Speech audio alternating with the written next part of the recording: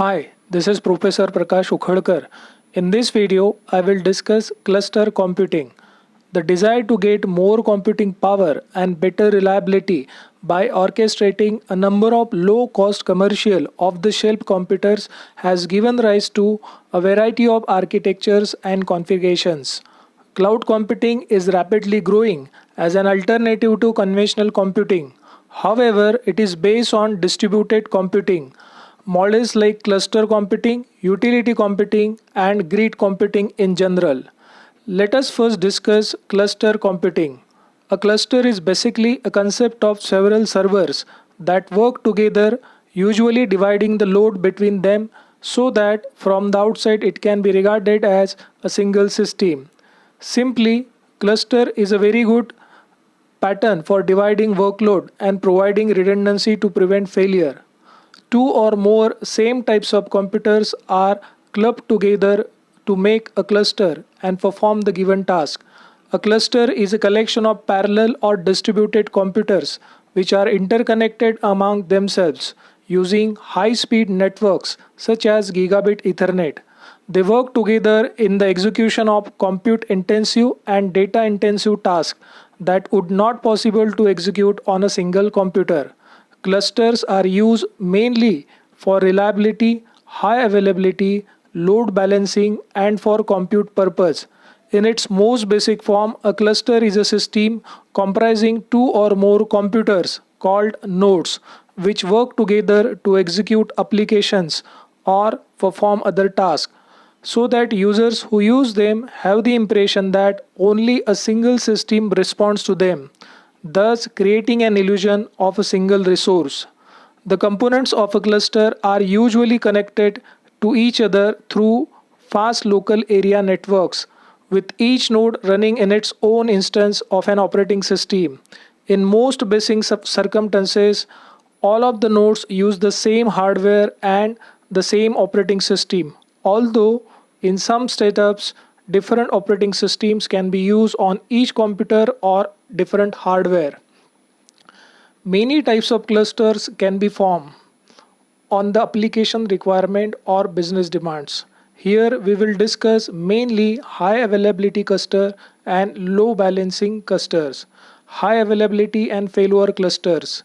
These models are built to provide an availability of services and resources in an uninterrupted manner through the use of implicit redundancy to the system. The general idea is that if a cluster node fail, applications or services may be available in that node. These types of clusters are used in critical missions, mail, file, and application servers.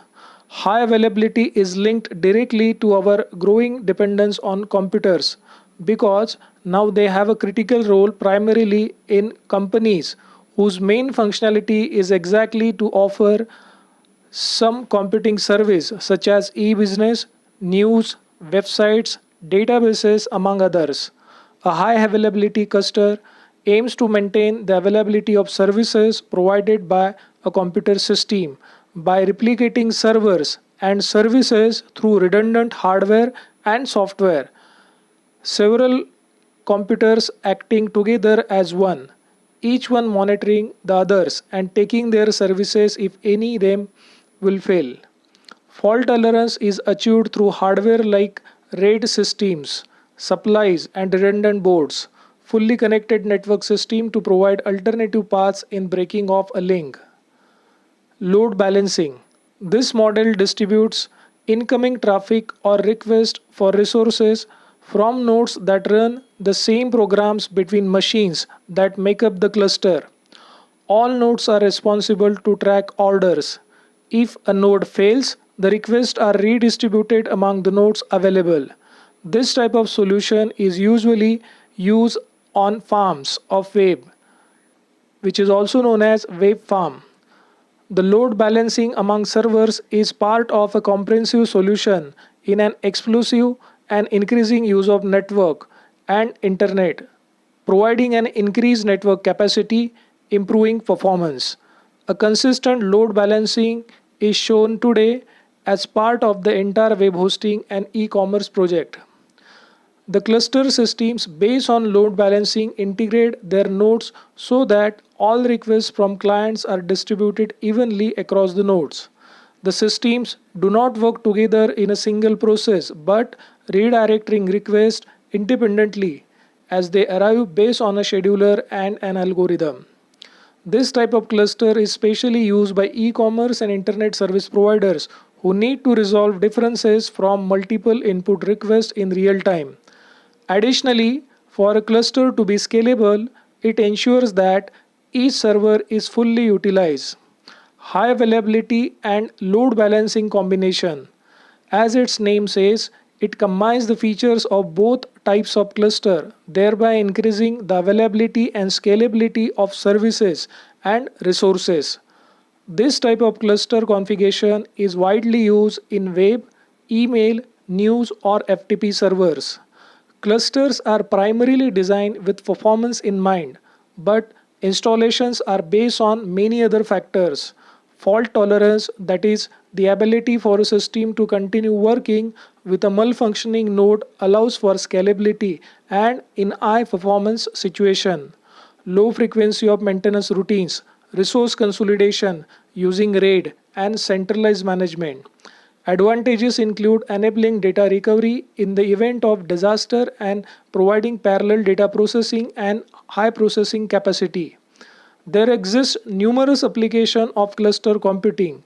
Few of those are: cluster computing can be implemented in weather modeling, used in image processing and in electromagnetics too. Perfect to be used in applications of astrophysics, aerodynamics, and in data mining. Assist to solve complex computational problems.